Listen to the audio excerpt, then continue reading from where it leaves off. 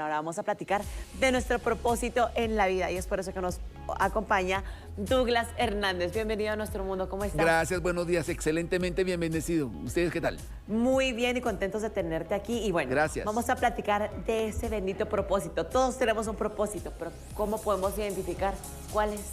Bueno, es interesante porque en la vida siempre hay que conseguir un rumbo. Hay un pensamiento que dice, quien no sabe a dónde va, cualquier bus lo lleva.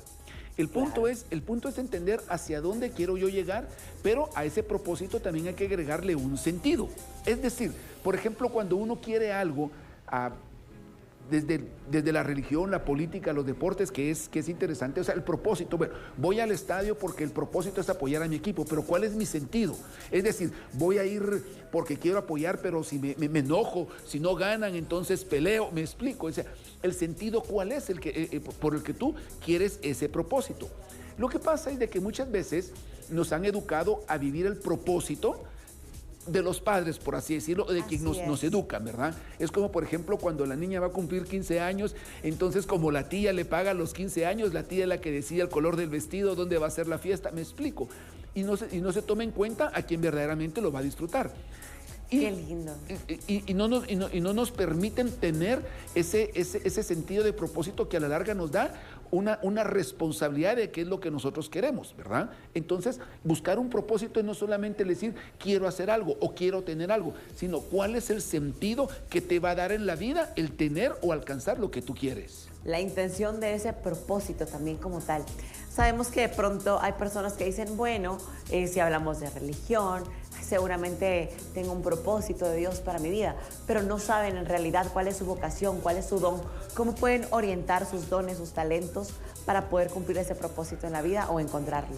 Y es que aquí viene algo bien interesante, porque muchas veces, independientemente de la religión, nosotros nos dejamos llevar por el propósito, llamémosle así, de un líder, ¿verdad?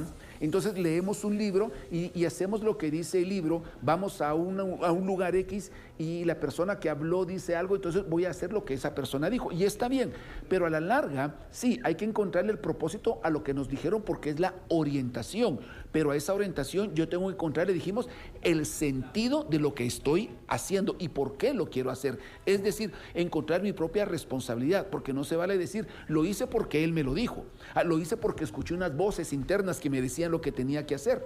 Y aquí viene lo más interesante, que a ese propósito, con el sentido que estamos hablando, hay que encontrarle un equilibrio. Una persona que no tiene equilibrio no puede escalar. Esa es la realidad. O sea, no puedes tú subir alto, no puedes tú aspirar si no estás equilibrado, sobre todo emocionalmente, a lo que tú quieres. A veces la gente dice, ¿verdad? Es que como ya tiene dinero, cambió. No es que haya cambiado porque tiene dinero, es que siempre ha sido así. Lo que pasa es que antes no tenía el dinero para comportarse como se está comportando ahora. Por supuesto. ¿Verdad? Entonces, ese es el proceso. Entonces, son tres puntos importantes que tenemos que tomar en cuenta, ¿verdad? El propósito, el sentido y el equilibrio. Entonces, todo eso nos lleva a un proceso de libertad. Pero si yo mismo no le agrego ese equilibrio a mi propia libertad, se convierte en un libertinaje, ¿verdad? Entonces, tenemos que aprender que mi libertad termina donde empieza la libertad de la otra persona, porque es parte del proceso del mismo propósito. Cuando vivimos en comunidad, entender de que todos piensan diferente, ¿verdad? Y que sí, yo tengo mi idea, yo tengo mi forma de pensar, pero el problema es de que cuando una persona solamente tiene un propósito sin un sentido, entonces llega al fanatismo. Entonces el fanático es aquella persona que quiere que tú pienses como él piense, porque es mi única verdad. Por eso siempre nosotros decimos que para que una persona encuentre un propósito y tenga sentido, pues hay que leer, hay que investigar, hay que aprender de los demás, no se quede solo con una verdad. Por supuesto, qué interesante todo lo que mencionas, porque de pronto a veces esto pasa mucho con líderes de familia, ¿verdad? Que porque el padre o el abuelo tiene una profesión, todos los demás y las generaciones deben realizar lo mismo y de pronto dejamos de escuchar cuál es el sentido, el sentimiento y el propósito que cada uno de ellos tiene. Por ejemplo, cuando hablamos de liderazgo en el hogar, ¿cómo podemos ayudarle a cada miembro de la familia que tengan ese propósito con sentido? Identidad. Empecemos por eso. Nosotros los padres cometemos un gran error, me incluyo. Nosotros miramos al niño como un niño, como un bebé, ¿estamos? Va creciendo y muchas veces lo que menos hacemos es tomarlo en cuenta. ¿verdad? Por ejemplo, entonces viene la mamá o el papá, vamos a hacer una fiesta y el niño se quiere llevar su camisa, la que más le gusta, la que está más vieja, porque es la que le gusta, lo hace sentir único, héroe, no sé. Ah, pero como es la viejita y lo voy a llevar donde están los primos, entonces yo no quiero que mi tía piense de que mi hijo no tiene ropa nueva, ¿verdad? Entonces le ponemos la ropa que yo quiero. ¿Me explico? Obviamente tenemos que crecer con límites, ¿verdad? Porque esa es parte del proceso. Pero muchas veces en ese liderazgo los papás nos van diciendo lo que ellos consideran que es bueno para nosotros. El ser humano, siempre he dicho, nace cero conocimientos y todo lo que va aprendiendo es un proceso de repetición, aprendizaje y nos guiamos por el ejemplo.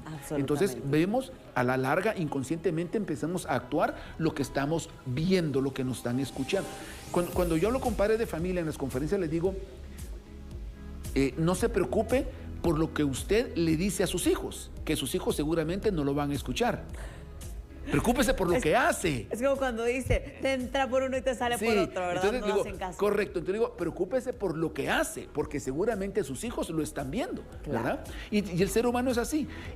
Entendemos lo que queremos, no obstante no lo queremos cumplir. Es como hablar un poquito de los principios y los valores, ¿verdad? Se llama principio porque es la enseñanza, es lo que nos educan, es lo que uno aprende en la universidad, pero es valor cuando lo ponemos en práctica. Un ejemplo rapidito es, por ejemplo, la ley de tránsito, que son principios, dice, no vire a la izquierda. ¿Qué es lo que hace la mayoría de gente? Vira a la izquierda.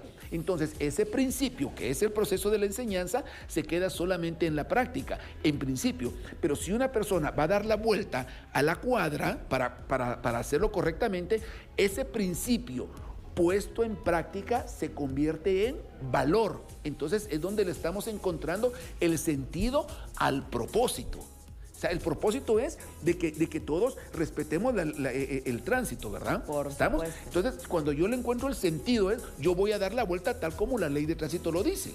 Entonces, así se trata. Un valor es un principio puesto en práctica. Qué bonito. Sin duda alguna tenemos que encontrar nuestro propósito y ante todo lo que nos has mencionado y lo que nos has enseñado es ese sentido. Muchísimas gracias, Douglas, por acompañarnos. Ahí lo pueden encontrar en redes sociales, están apareciendo en pantalla y siempre que usted tenga que sea propósito con sentido. Continuamos con más en Nuestro Mundo.